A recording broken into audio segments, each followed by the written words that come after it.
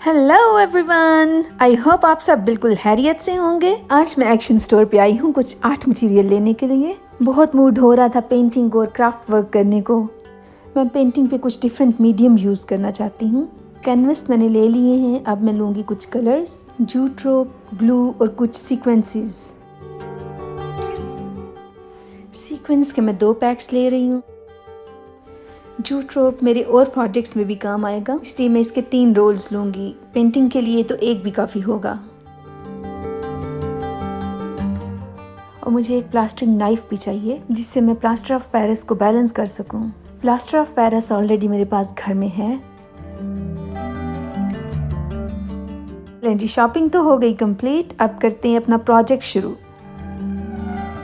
Market से तैयार plaster of Paris भी मिल जाता है, बट मैं खुद घर पर तैयार करूँगी। इसके लिए चाहिए प्लास्टर ऑफ पेरिस पाउडर, पानी, एक बोल और ग्लव्स अगर आप यूज़ करना चाहें।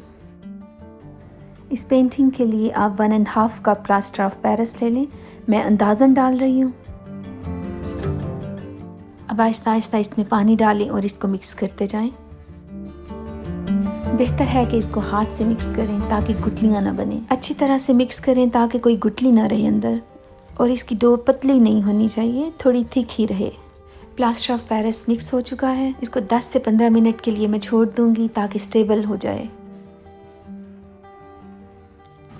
तो अब शुरू करेंगे हम अपना प्रोजेक्ट। हमें 3 कैनवस चाहिए। सबसे पहले मैं कैनवस के ऊपर से शीट उतार लेती हूँ 1 बाय 1। इस वीडियो को स्किप या फॉरवर्ड ना कीजिएगा, एंड तक ज़रूर देखिएगा, क्योंकि इसका हर स्टेप और टिप्स बहुत इंपॉर्टेंट हैं। ऐसी बहुत सारी स्ट्रेटजीज हैं जो शायद आप पहले ना जानते हों।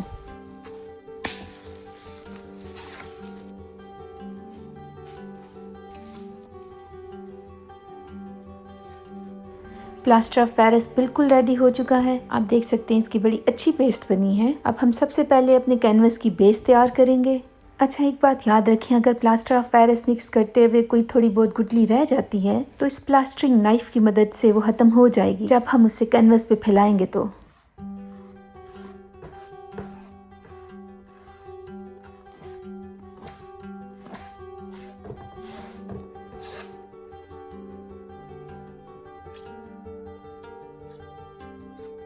प्लास्टर ऑफ पेरिस को कैनवस पे अच्छी तरह फैलाएं और बिल्कुल इक्वल बैलेंस करके फैलाएं, क्योंकि अगर ये स्मूथ और इक्वल नहीं होगा तो इसके ऊपर जो बाद में डिज़ाइनिंग करनी है वो खराब हो जाएगी।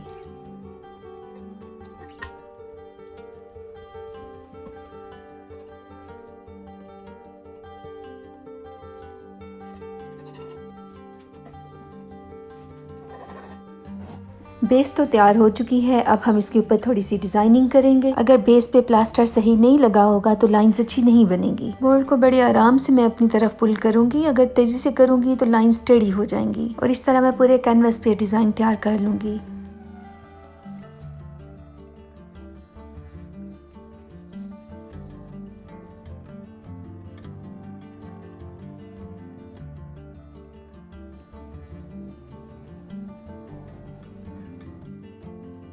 कैनवस पे पैटर्न कंप्लीट होने के बाद अब प्लास्टरिंग नाइफ की मदद से मज़ीद डिज़ाइनिंग करेंगे। आप इस पर अपनी पसंद से कोई भी शेप या पैटर्न बना सकते हैं। इस नाइफ की मदद से मैं प्लास्टर को रिमूव करते हुए कैनवस को शेप दूंगी। एक हाथ की मदद से कैनवस को पकड़े रखें ताकि वो हिले ना, बैलेंस के साथ फ्लो में शेप बने।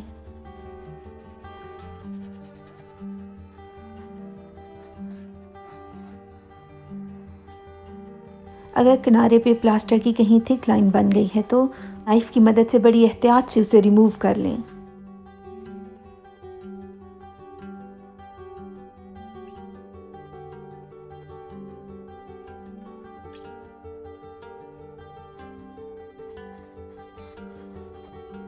अब मैं इस पे मज़ीद डिज़ाइनिंग करूँगी। कैनवस के दूसरे एज पे मैं सेमी सर्कल शेप बनाऊँगी। घर में पड़ी हुई प्लेट या किसी भी राउंड चीज़ के साथ आप हल्का सा निशान लगा लें। अदरवाइज़ अगर आप नहीं लगाना चाहते तो ऐसे भी बना सकते हैं। प्लेट को उठा के रखें, बस एक किनारे से निशान लगाएं ताकि लाइंस खराब ना हो।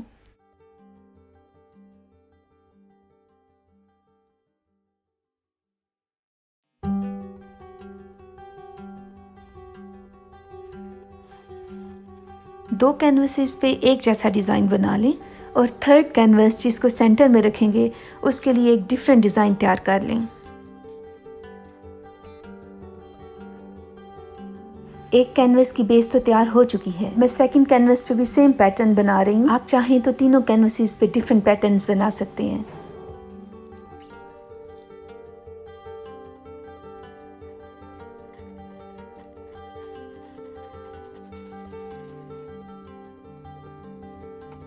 मैंने मिडल वाले कैनवस पे कुछ इस तरह से सेमी सर्कल्स तैयार किए हैं। एक सेमी सर्कल बड़े साइज का है और दूसरा थोड़ा छोटा है।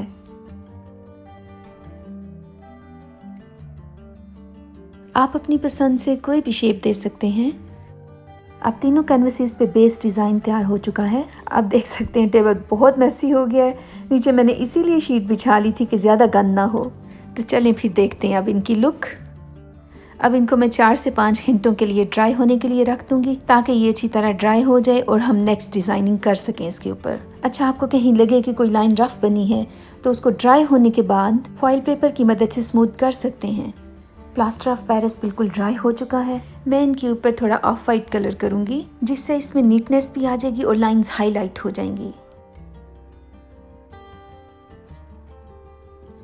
तीनों पेंटिंग्स को बारी बारी पेंट कर लें और पेंट को ड्राई होने के लिए रख दें। देखने में शायद आपको ये सारे प्रोसीजर्स मुश्किल लग रहे हों, लेकिन प्रैक्टिकली ये बहुत ही आसान और इंजॉयबल एक्टिविटी है।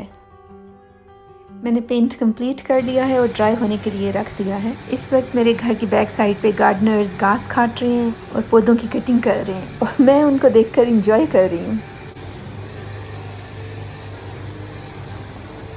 पेंट बिल्कुल ड्राई हो चुका है। अब चलते हैं हम अपने नेक्स्ट स्टेप की तरफ। इसके लिए हमें चाहिए जूट रोप, ग्लू, प्लास्टरिंग नाइफ और थोड़े से सीक्वेंसेस।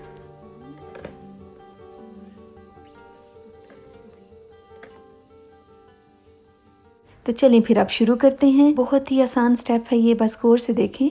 एक किनारे से मैं ग्लू लगाती जाऊंगी। ग्लू को अच्छी तरह लगाना है ताकि रस्सी सही तरह से चिपक जाए।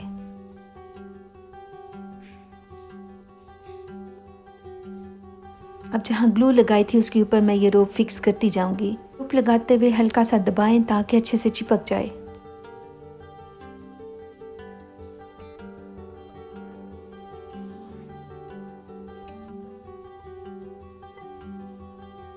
इसी प्रोसीजर को रिपीट करते हुए मैंने साथ जोड़ जोड़ कर 4 लाइंस लगा ली हैं। अब मैं स्पैचुला की मदद से इन्हें मजबूती से दबाऊंगी ताकि अच्छे से चिपक जाएं।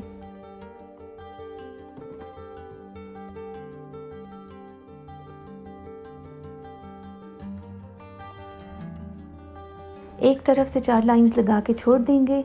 अब दूसरे किनारे से लाइंस लगाना शुरू कर देंगे। कोशिश करें लाइन साथ जोड़ जोड़ कर लगाएं और इनमें गैप ना आए।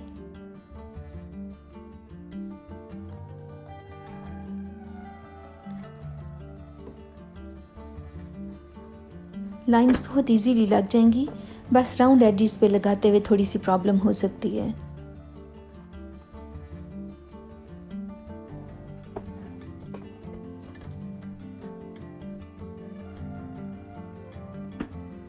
और इस तरह जूट की मेरी तमाम लाइंस कंप्लीट हो चुकी हैं। दरमियान में मैं थोड़ी सी स्पेस खाली छोड़ दूंगी।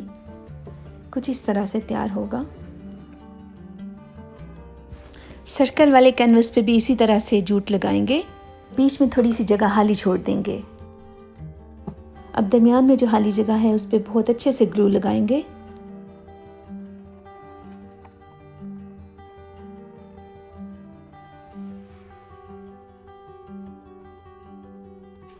और अब बारी है सीक्वेंस वर्क की। सीक्वेंस के लिए ग्लू अच्छी होगी तो वो ज़्यादा मजबूती से चिपकेंगे। Let's enjoy the spread of sequence. Art and craft work भी बहुत ही मज़े की एक्टिविटी है। हमारी सोसाइटी में औरतों को घर के कामों से फुर्सत ही नहीं मिलती ना। मैं समझती हूँ कि हर इंसान में टैलेंट होता है, बस हमें अपने उस टैलेंट को जानने और डिस्कवर करने की ज़रूरत होती है। अगर मौका दिया जाए तो औरतें बहुत कुछ कर सकती हैं, कामयाब हो सकती हैं। बस एक चांस की बात होती है। पता है इंसान की नेचर है कि उसे चेंज चाहिए होता है। सेम रूटीन से हम फेड अप हो जाते हैं, इसलिए रूटीन से हट कभी कभी कुछ करना चाहिए। यूरोप में अकेले रहना आसान नहीं, स्पेशली जब सराउंडिंग्स में आपकी कम्युनिटी के लोग भी ना हों। बट आप इसको आसान बना सकते हैं खुद को बिजी करके।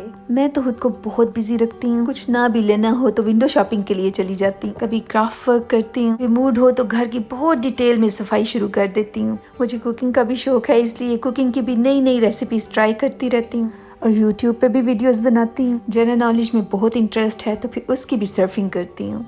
इन शॉर्ट एक्टिविटीज़ चेंज करती रहती हूँ, बोर भी नहीं होती और बहुत पॉजिटिव रहती हूँ और बहुत बिजी रहती हूँ। तो मैं इधर बहुत इंजॉय करती हूँ। सो बिजी रहना वाकई एक इबादत है।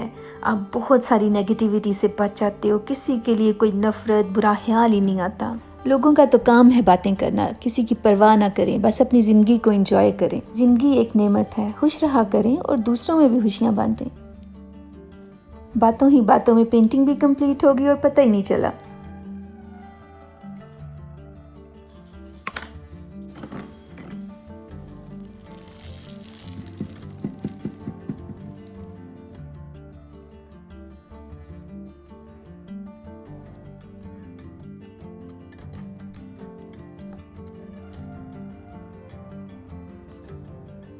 अगर आपको लगता है कि आप नीटली लगा सकते हैं तो आप 2-2 या 3-3 स्ट्रिंग्स को पकड़कर भी इकट्ठे जोड़ सकते हैं।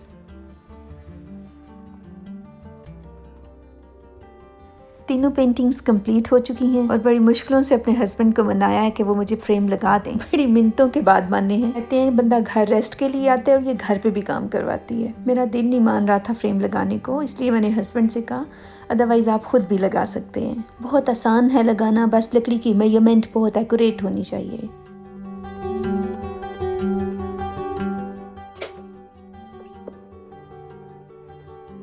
मेरी पेंटिंग्स कंप्लीट हो चुकी हैं, फ्रेम भी लग गए हैं। अभी मैं आपको इनकी फाइनल लुक दिखाती हूँ। कमेंट्स में ज़रूर बताइएगा कि कैसी लगी आपको। अगर वीडियो पसंद आई हो तो लाइक कर दें और चैनल को सब्सक्राइब कर दें। फिर मिलेंगे एक नई वीडियो के साथ और किसी नए टॉपिक के साथ। अपना बहुत सारा ख्याल रखें, खुश रहा करें। Thank you for watching. अल्लाह हाफिज़, बाय बाय।